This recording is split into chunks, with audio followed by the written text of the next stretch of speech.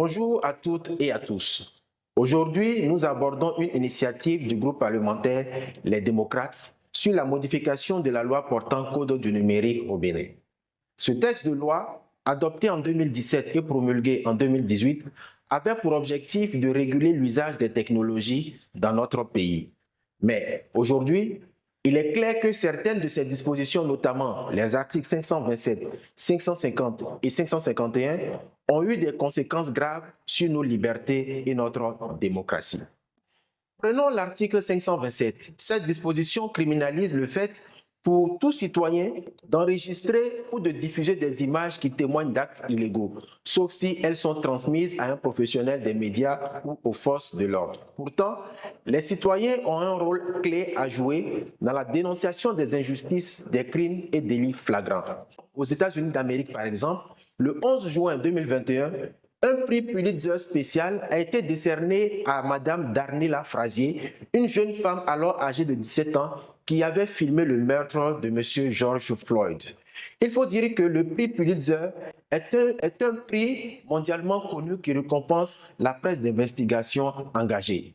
Si elle avait filmé cette scène au Bénin et diffusée sur les médias sociaux, Madame Frazier aurait été arrêtée et embastillée. Car en avril 2024, Moïse Badiagou, un citoyen béninois, a été interpellé pour avoir enregistré une bavure policière à Nati Tengou.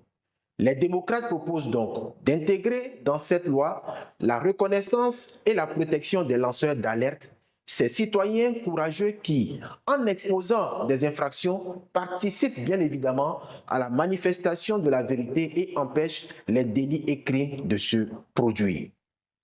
L'article 550, quant à lui, introduit la notion floue de détresse émotionnelle pour sanctionner certains comportements en ligne.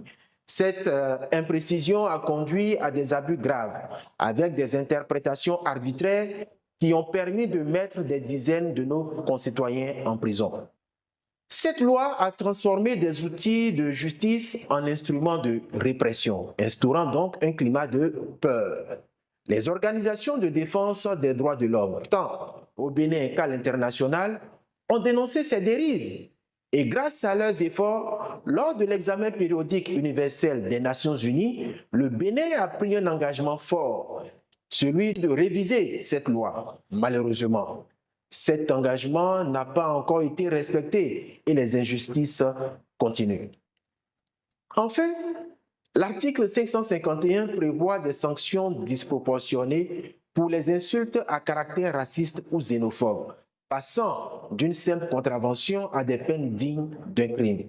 Si nous devons condamner bien évidemment et fermement ces comportements, les peines doivent rester équilibrées et justes, en harmonie avec le reste de notre législation ainsi que des conventions internationales sur les droits de l'homme. Le Parti Les Démocrates appelle les autorités béninoises, notamment le gouvernement, à respecter l'engagement pris devant les Nations Unies et à réviser ce code du numérique. Notre parti est attaché à la liberté d'expression et nous croyons que cette liberté doit s'exercer dans un cadre qui garantit la justice et la responsabilité. Le code du numérique actuel ne promeut pas l'ordre.